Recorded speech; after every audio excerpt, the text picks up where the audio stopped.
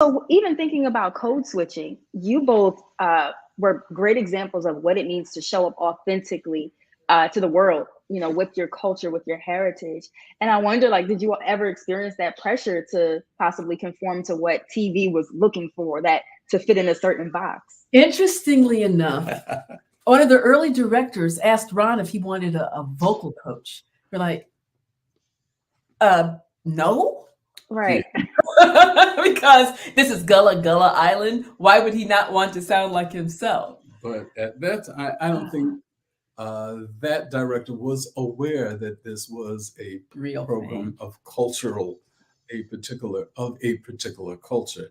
Um, Speakers in television and movies are to speak this unknown kind of, it's an unreal language. I forgot just what it's They used to called. call it a mid-Atlantic Yes, accent, yeah. Mm. correct. But you know, And that's what she was looking for. And I couldn't understand what was different about the way that I spoke, but she heard something different that she did not wish to hear.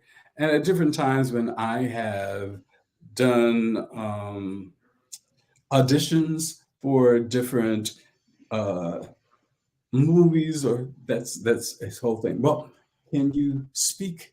Get rid of that accent. Can you? And I would not. Well, I don't necessarily hear the accent. Right. I've gotten older. I hear it. I think it's. But when I was younger, I thought, no, I don't. I don't know what you're talking about. But they was no, they can't use, because they were looking for a different sound. Wow. Well, I'm here to say I appreciate that you all didn't take the vocal coach, because it meant so much seeing people who looked like us, who spoke like us on TV. It really did. I wonder, did that ever happen with like appearance wise as well? Like, was that ever a conversation? no, not really. It wasn't about our appearance. It wasn't. I mean, I was a full-figured woman, so you know, I got a little pushback in the wardrobe room the first year, Okay. but the second year there was another full-figured black woman and running the wardrobe room from then on. So you I know, love that. I had to work through my own, and also, you know, things like finding a makeup artist who, like the first season, the pilot, they had no idea. Ron told the makeup artist during the pilot, he said, James's legs are ashy. She went and put water on them. We're like, No, no, no, that cannot be done. that is not the solution. That But, no.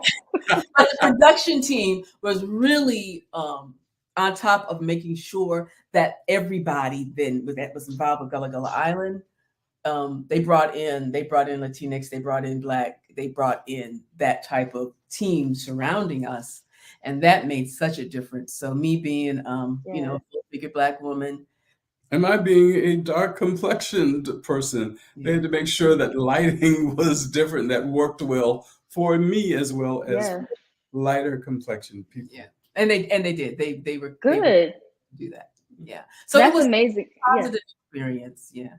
I didn't feel any, and you know, and I had all the little locks and braids. I remember the braids. I remember. I Yeah. love them. They asked me, it's like, what should we do with your hair? And I said, well, you know, I did the Black girl thing. We're gonna be somewhere, we're gonna do. We need to braid this. And then we don't have a problem. And so I ended up going up to Brooklyn to Kemet Kinks. I don't know if they're still there. And gave me that little pixie braid. I swear it felt like it took a week. But and so we got to be ourselves. And you know, just a little aside, one day, some years after the show ended, or maybe the show had just about ended, a white woman and her little girl had come up to me. And the woman said, you know, my daughter, she just loves you so much and she wants hair like yours. And I keep telling her, but your hair is pretty. And that was a mind blowing, because I grew up with, you know, you always wanted hair, like long, straight hair like theirs. Yes. And so Mm-hmm. this little white girl, she wanted hair like mine.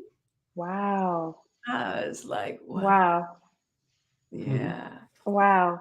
I really think that that speaks so much too about how you all influence a culture that outside of our own as Yeah. well, Mhm. as a result of like showing up as yourselves. Even, you know, thinking about the children that you've impacted. Again, me at my big age, like I remember the I remember the songs. I remember, learning like the fungi, alafia, I like I remember that. Like I can still sing that today. Um, and that really brought about a When sense we of traveled while the show was in production, we would be in airports. There would be college, university students who would see us and who would tell us they skipped classes daily to watch the show. I believe that. Like we woke up early in the morning in the summertime to watch the show. So I can see that. And it really played a role in like, our mental health and building self-esteem of Black children. And I wonder, like, was that intentional? Did you know the mental health impacts that you were going to have on this generation? Oh no, we had no idea what the would be, but we knew what we wanted for our kids. That's what we knew. Mm-hmm. We knew that there was nobody who looked like my daughter or our son that they could see on any consistent basis, and we wanted that. So, but we weren't thinking what will be the mental health impact, 20, 30 now years out. And I have to say that one of the blessings of being a healthy person in my senior years is that I keep meeting these amazing people like you who say, wow, the work that you did made such a difference in our life. And that's wonderful. We didn't know. We didn't know. We were Wow. storytellers and performers. And what we did know was that we dedicated our lives to telling the stories of our people. That's purpose. That's the purpose. That's what you do. That's what you do. And what I say now is that our family's motto is Sankofa. Everything we do is Sankofa. We knew that, but we had no idea how that was going to play out. I love that. The fact that you all were able to and willing to kind of put yourselves out there, put your culture out there, and it made such a significant impact beyond what you were even imagining. It really speaks to the dedication that you have for the work. But there were certain aspects that were just germane to who we were as parents or being the products of the communities into which we were born. During one of the early